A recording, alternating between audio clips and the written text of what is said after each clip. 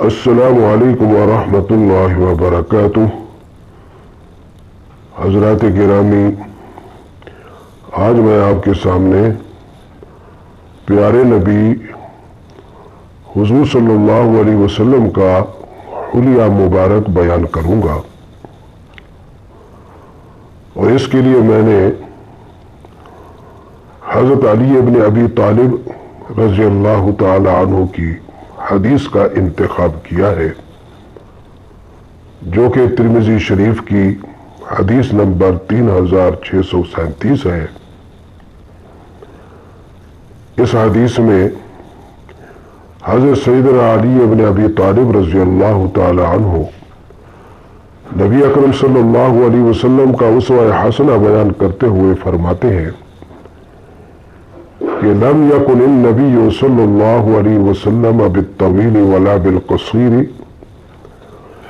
کہ نبی اکرم صلی اللہ علیہ وسلم نہ تو زیادہ لمبے تھے نہ زیادہ چھوٹے تھے، یعنی آپ صلی اللہ علیہ وسلم کا قد مبارک درمیانہ تھا۔ شاثن الکفین والقدمین، اور آپ صلی اللہ علیہ وسلم کی دونوں ہتھیلیاں اور دونوں پاؤں گوشت سے بھرے ہوئے تھے۔ زخم الرأس، آپ صلی اللہ علیہ وسلم کا سر مبارک مضبوط تھا۔ زخم الکرادیسی، اور آپ صلی اللہ علیہ وسلم کی ہڈیوں کے جو جوڑ تھے وہ بھی بہت مضبوط اور فراخ اور کشادہ تھے۔ طویل المسروباتی، اور آپ صلی اللہ علیہ وسلم کے سینہ مبارک سے لے کر ناف تک بالوں کی ایک لمبی لکیر تھی۔ اذا مشا تکفؤا، جب آپ صلی اللہ علیہ وسلم چلتے تھے تو کچھ آگے کی طرف جھکے ہوئے ہوتے تھے۔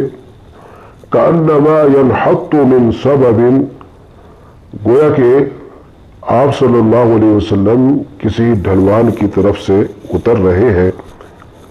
لم ارى قبله ولا بعده مثله صلی اللہ علیہ وسلم، میں نے آپ جیسا خوبصورت انسان نہ تو آپ صلی اللہ علیہ وسلم کی وفات سے پہلے کسی کو دیکھا، اور نہ ہی آپ صلی اللہ علیہ وسلم کی وفات کے بعد کوئی ایسا دیکھا جو آپ صلی اللہ علیہ وسلم سے زیادہ حسین و جمیل ہو۔